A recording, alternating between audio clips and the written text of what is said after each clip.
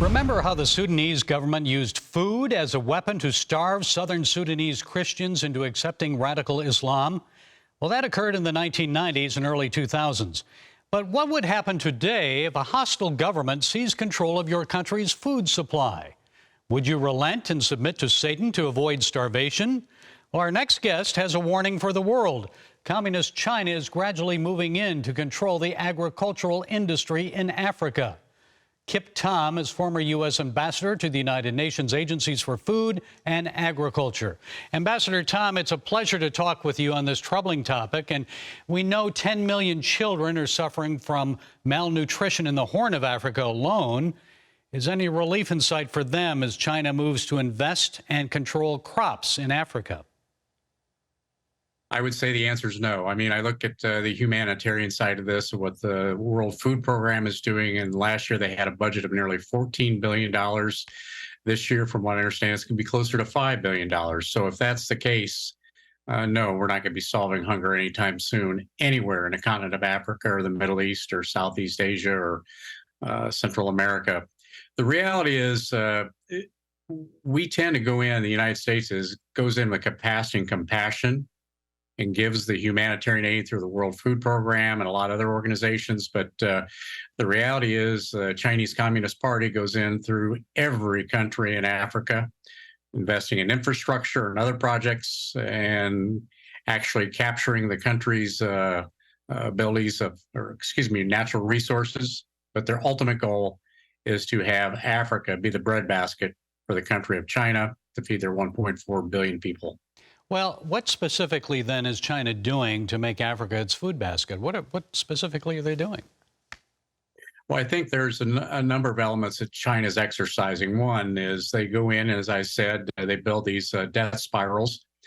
You may have one country or many of the countries across Africa take a World Bank loan out for building bridges, roads, dams, any kind of infrastructure you can imagine, and then they default or can't make the payment.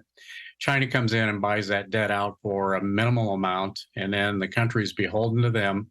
And they usually get natural resources and other elements of what the country can offer to them to support the Chinese Communist Party and the needs of the people of China. So you go into Africa and you see it firsthand what's going on. I mean, you go into the capital of Zimbabwe, Harare, you go there.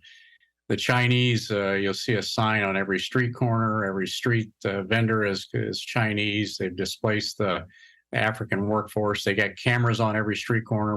We've seen that everywhere. We also see China coming in and building military installations in Djibouti, South Africa as well. So China wants to seize control of the continent of Africa.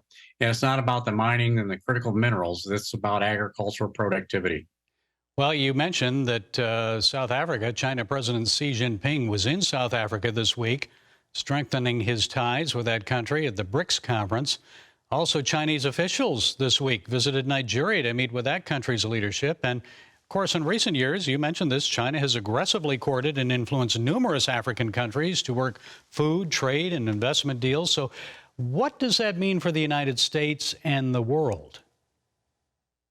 Well, I think, one thing that COVID exposed to us, as well as the Ukrainian war, was the supply chains that were critical to the United States in producing food, fiber, and energy. When you look at a nation's power, it's based upon four critical elements: economic, military, diplomatic, and informational. I will add two other elements to that, and that is food and energy. And when you look at Africa, China is looking at that, and they want to capture the ability to produce food, get the energy production that they need for their own nation, and that's why they are so focused. They want to get away from dealing with the United States, period. Well, I know they're even moving into the U.S. here. I mean, we've seen them buy up some farmland. What is that risk? That's a significant risk. I think we're going to be dealing out with in a very short order, whether it's on the federal level and state level is already working on it. The reality is I'm more concerned about the Chinese Communist Party and different elements of the country coming in and buying companies that hold intellectual property that's been developed here in the United States that once they buy that company, they can then convert that intellectual property that we've worked on here in the United States, done the research and development, and move that over into China and benefit themselves at a very low cost. So I'm more concerned about their investments in our country, taking companies to get the intellectual property. And back to the food, though, if they control food, the food supply, and food markets around the world, how dangerous is that for the American people? Food is power. We need to remember that, and this is very dangerous for the United States. So one of the warnings I would offer to the United States is let's make sure that we have a regulatory environment that lets us onshore more of our critical building blocks to produce food, fiber, and energy. That would be replacing, for instance, fertilizer that comes from Russia or Belarus or China, or critical components to build the crop care products that we protect our crops with from insects and weeds and other diseases that come out of China. So the United States, this is a wake-up call. And we could be a food power, and we could use it in a manner that benefits the United States, but our friends and allies around the world. Well, there's a lot Congress could do about it, right? Absolutely. Okay. Former U.S. Ambassador to the UN Agencies for Food and Agriculture, Kip Tom, thank you for sharing your time and insights. We appreciate it. I appreciate your time today and your audiences. Thank you.